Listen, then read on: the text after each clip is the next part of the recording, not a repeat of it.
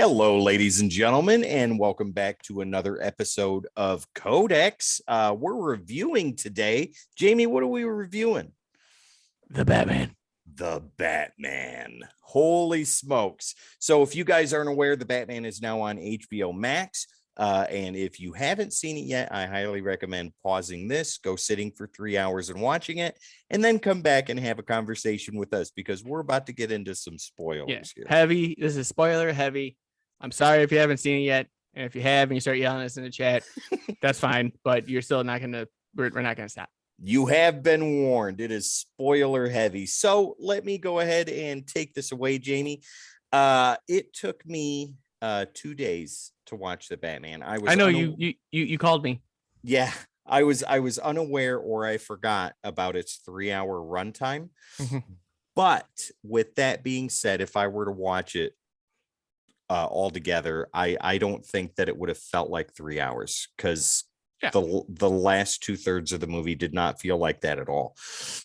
First impressions, I've only seen it once. You've seen it twice, but first impressions is I think that this is one of the top 3 Batman movies ever made. I think that this is the best representation of a detective Batman that we have seen on film. I think that this is the most noir feeling Batman, and the characters pay enough tribute to who they're based on, but are unique enough to not be tied down to previous iterations. Right? Like with Selena Kyle, Zoe Kravitz's performance as Selena / Catwoman. Amazing. Jeffrey Wright as Commissioner Gordon. Dude, I think he is one of the best Gordons that I have ever seen, animated or otherwise. I can't remember the guy's name that did the Riddler, but he's been in other movies that I've seen. He was in Not Another Teen Movie. He was in Detroit Rock City. Prisoners. Yeah, I believe so. Was it Prisoners? Whatever Hugh Jackman was in. I forget. I always get the movie mixed up. Right. And I've always known him as a comedy actor, but this dude came to act, and act he did. This is, at least to me, the best on-screen Riddler we've ever seen. And it is absolutely fantastic. Let's see here. Colin Farrell as the Penguin. Paul Dano. That's right. There you go. Colin Farrell as the Penguin. Dude, his performance as Penguin, I think, was top notch. Where DeVito's was the monster Penguin, right? Tim Burton. We had the gangster Penguin. Dude, and did we ever? Holy smokes. When he was driving away during the chase scene with the Batmobile, when the Batmobile comes out for the first time and Penguin is fleeing away in his electric car and Batman is chasing him in Gotham City muscle. Right. Unreal. And him, it's just like from the previews when he drives through and the tankers explode and he's yelling at the rear view mirror, I got you. He's freaking done, this and that and everything else. And you get the same look that the Penguin does, and you're like, are you kidding me right now? Yeah, because like 3 seconds before that, it was literally a ramp that was made by like a lift truck, a hauler, yeah, for him to go up, and I'm like, oh my god, he's in Dukes of Hazzard this. Yes, and did he ever? The movie was fantastic. I thought it was great. I thought the pacing was good. I loved the cinematography that was done in the movie.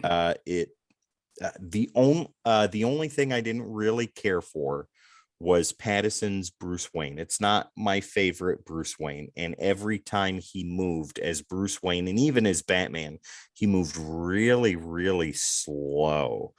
But again, this is like second year in, like beginning of second year.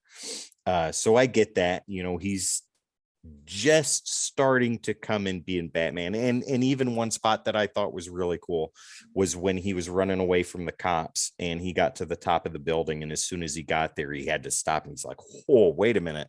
Yeah, and it threw on the we're way up here. Yeah. And then when he was cruising down and launched the parachute and it caught on the bridge. And he's just like flipping out. Yeah. This Batman got hurt, and he got hurt a lot on his own being. But he was vicious. And I love that. There wasn't a whole lot of super action, but the action that was in the movie was worthwhile. And you were hungry for more after it was over. And I think you were just as tired as Batman was after it was all done, because it was a super spike of adrenaline. And then, you know, you have to wasn't it over 4 days? No, 5. I think so. Yeah. Because it starts on Halloween and then ends November 5th. Yeah. So you're moving right along. Negatives that I can find, Pattinson's Bruce Wayne, not my favorite. Beyond that, I wasn't a fan of the cut up ski mask for Selena Kyle. I wasn't a big fan of that. That just seemed to be completely off from everything else that she was wearing, but I get it. I understand. She's the origin. Right in the beginning stages of Catwoman too. Beyond that I think are the only complaints that I would have. If I were to give this a rating, I think I would give this a 9.5 out of 10. It's not the best Batman movie, but I think it is easily in the top 3. My top 3 would be Dark Knight, Batman 89, and then The Batman, with Batman 89 and The Batman being interchangeable. Okay. Yeah. Good call. Okay. So, Jamie, what are your thoughts? Okay. First off, we forgot one person, and that was Andy Serkis as Alfred. Ooh, yeah. How can you forget him? So he wasn't predominant in this as many times Alfred is in many of the movies, but just to see how he reacted, just his presence alone. When Bruce said, "You're not my father, Alfred." Yeah. I know that, Bruce. I can see that. Yeah. Well, I'm fully understanding that. Your heart broke. Yeah. Because you know the lineage behind it. Mm-hmm.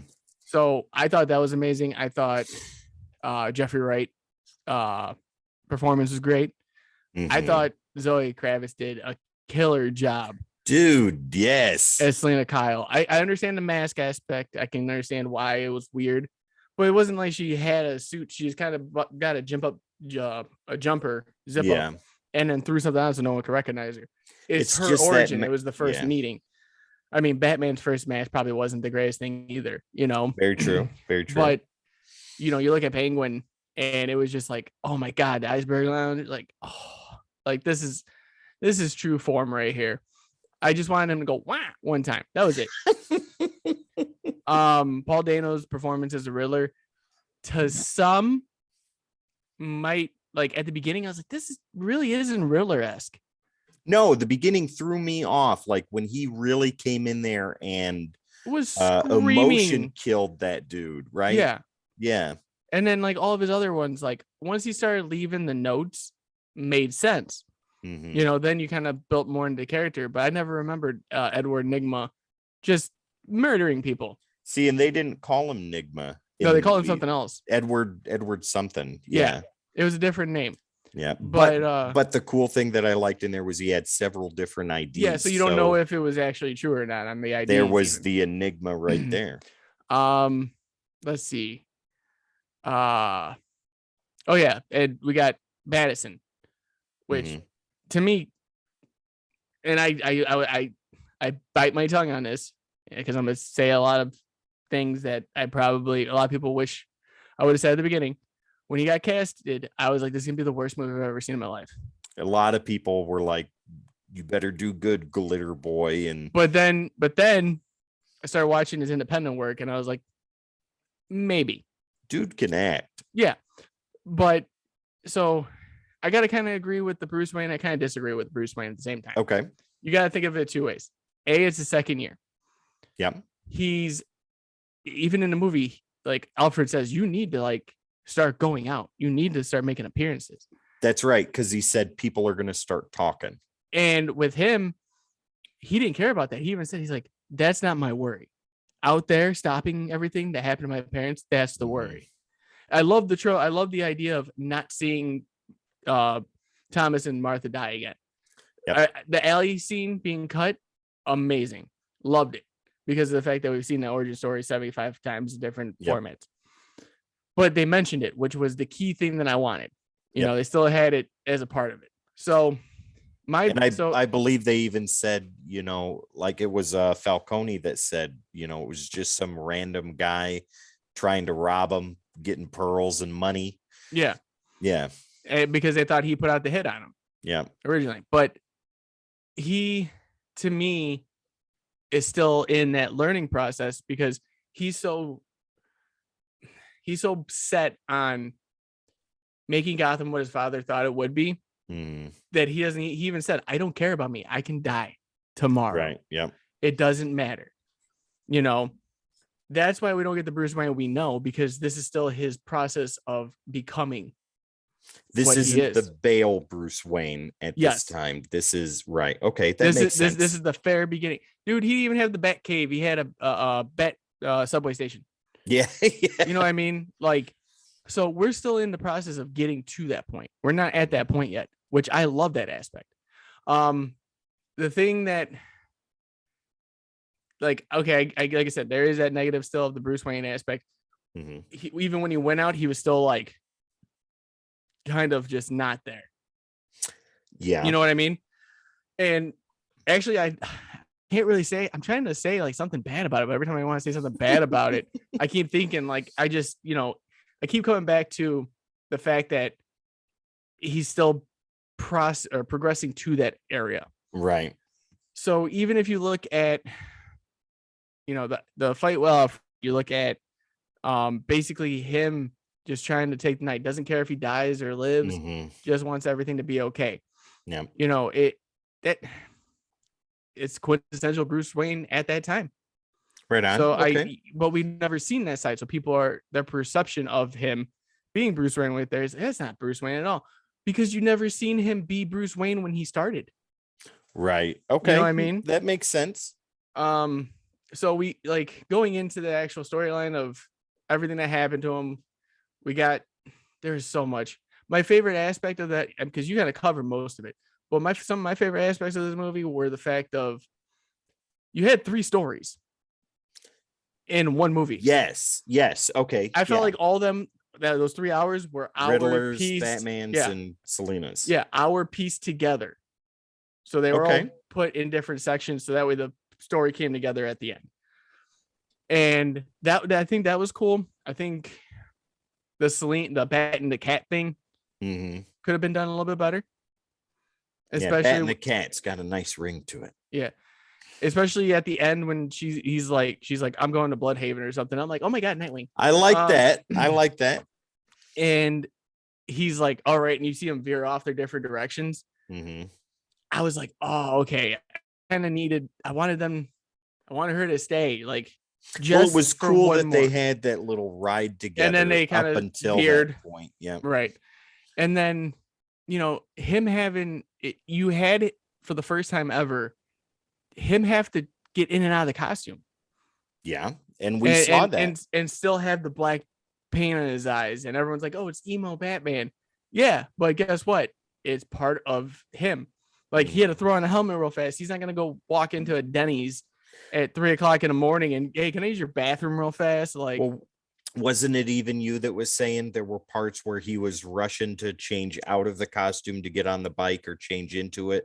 Like, you've seen him like out of breath getting to the bike to jump on to go with his backpack because he's got everything in there. Yep. So it was great to see that aspect of it, because half the time when you watch a Batman movie, he just pops up, he's in the bat suit. Yeah, automatically. And then he's back in the bat cave and he's in a suit, like a tie and everything. You don't see the eyeliner or whatever they had. And it was, to me, that was just the coolest part about it, because you actually humanize Batman and Bruce Wayne at the same time. Very true. Very true. Another actor we forgot to talk about is John Tuttoro as Carmine Falcone. Yes, and I thought he did great. He's always humorous to me in everything I see, because if you watch Transformers, that's all he was. I know him from Big Lebowski and Oh Brother, Where Art Thou? Right. But I think he did a killer job on it, especially with the whole Selina and him relationship. Like, I thought that was cool, especially when Batman had to intervene, where he's like, she was about to cross that line. He had to be like, if you do, I'm coming after you. Like, this isn't justice. Once you cross that line, you cannot go back from it. Yeah. Just like the whole movie, though, the pacing was great to me. It's hard to find something bad. I think the only part that I could have maybe lived without was the whole underground iceberg lounge. Gotcha. Oh, the lounge inside the lounge. Yeah, like Inception. That made sense though. It did, but at the same time, I felt like we stood there too long. I gotcha. Okay. You know, like there was too much of this. We found out what happened quickly, and we were still there.